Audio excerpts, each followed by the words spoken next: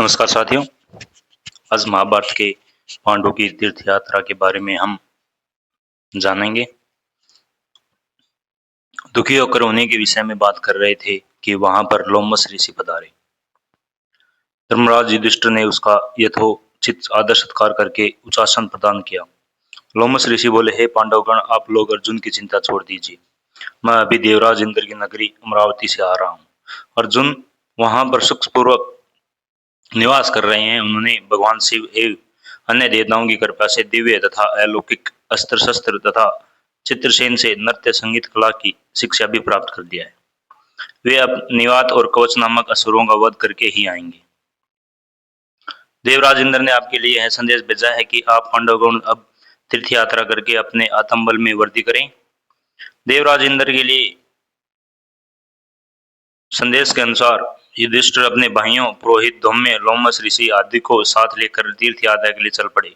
वे लोग नैमिषारण्य, कन्या तीर्थ, अश्वतीर्थ, गोतीर्थ आदि में दर्शन स्नान आदि करते हुए अगस्त्य ऋषि के आश्रम आ पहुंचे।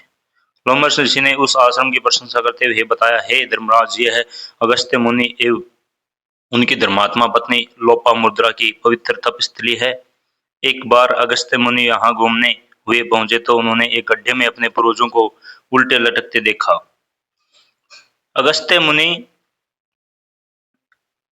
के द्वारा उनके प्रकार के लटकने का कारण पूछने पर पूर्वज ने बताया कि हे पुत्र, तुम्हारे निसंतान होने के कारण हमें यह नरक कुंड मिला है, इसलिए शीघ्र अपना विवाह कर पुत्र उत्पन्न करो जिससे हमारा उद्धार हो। पितृगणों की बात से दुखी होकर अगस्त ने एक सुयोग्य पत्नी की खोज में निकले और विदर्भ देश की राजकुमारी लोपामुद्रा से विवाह कर लिया।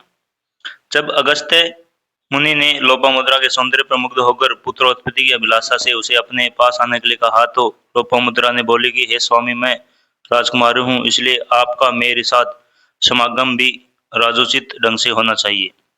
पहले आप धन की व्यवस्था करें कि मेरे और स्वयं के लिए सुंदर वस्त्र तथा स्वर्ण आभूषण लेकर आइए।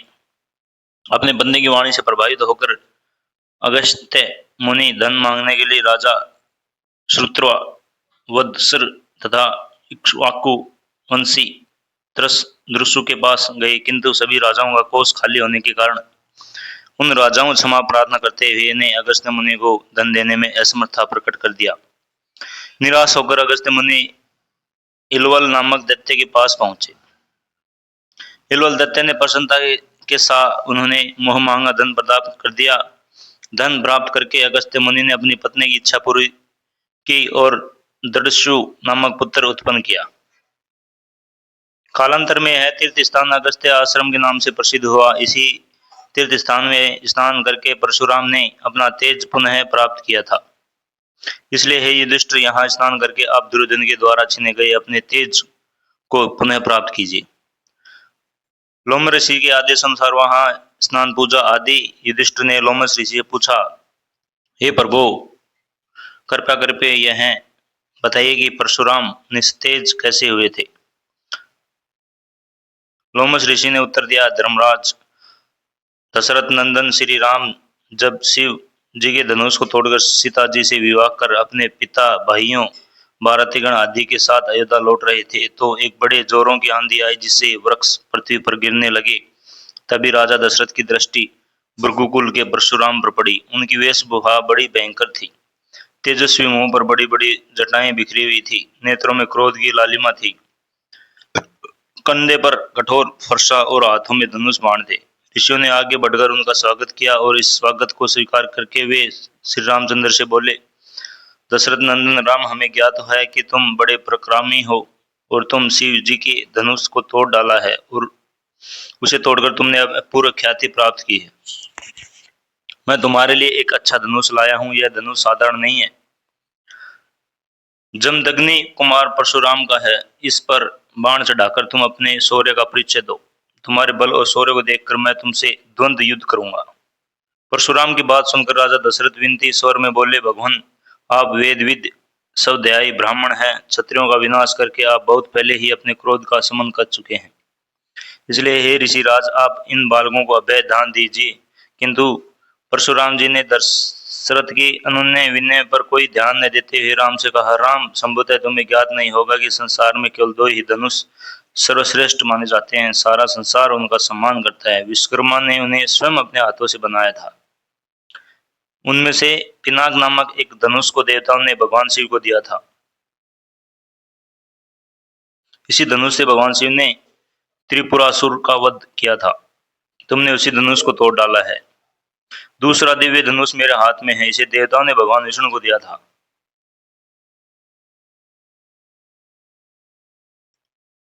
यह भी पिनाक की बातें ही शक्तिशाली है। विष्णु ने भृगुवंशी ऋषिक मुनि को धरोहर के रूप में वह धनुष दे दिया।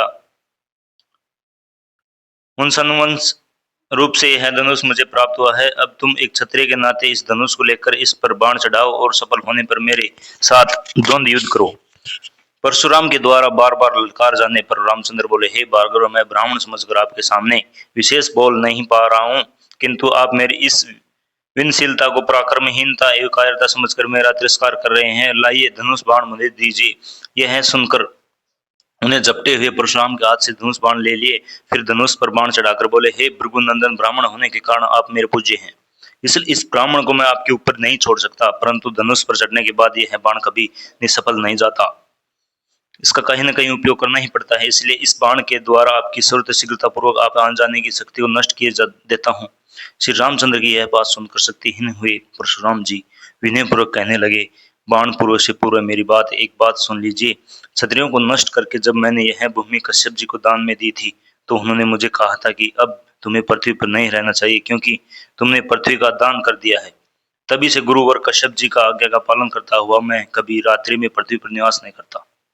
अतः हे राम, कृपा करके मेरी गमन शक्ति को नष्ट मत करो। मैं मन के सम्मान गति से महेंद्र पर्वत पर चला जाऊंगा। चूंकि इस बाण का प्रयोग निष्फल नहीं जाता, इसलिए आप उन अनुपम लोगों को नष्ट कर दीजिए जिन पर मैंने अपनी तपस्या से विजय प्राप्त की है। आपने जिस सफलता से इस धनुष पर बाण चढ़ा दिया है, उससे मुझे विश्वास हो गया है कि आप मधु राक्षस का वध करने वाले साक्षात विष्णु है। परशुराम जी की प्रार्थना को स्वीकार करके राम ने बाण छोड़कर उनके द्वारा तपस्या के बल पर अर्जित किए गए समस्त पुण्य लोगों को नष्ट कर दिया और परशुराम जी निशक्त तेज हो गए। फिर परशुराम की तपस्या करने के लिए महेंद्र पर्वत चले गए। वहां उपस्थित सभी ऋषि मुनियों सहित राजा दशरथ ने रामचंद्र की भूरी भूरी प्रशंसा की। नमस्कार साथियों, ये कहानी आपको अच्छी लगी होगी तो लाइक, शेयर एंड सब्सक्राइब जरूर करें हमारे YouTube channel zero brain radio, जो कि सनातन धर्म की सभी कहानी एवं कथा आपको सुनने को मिलेगी। बहुत बहुत धन्यवाद साथियों।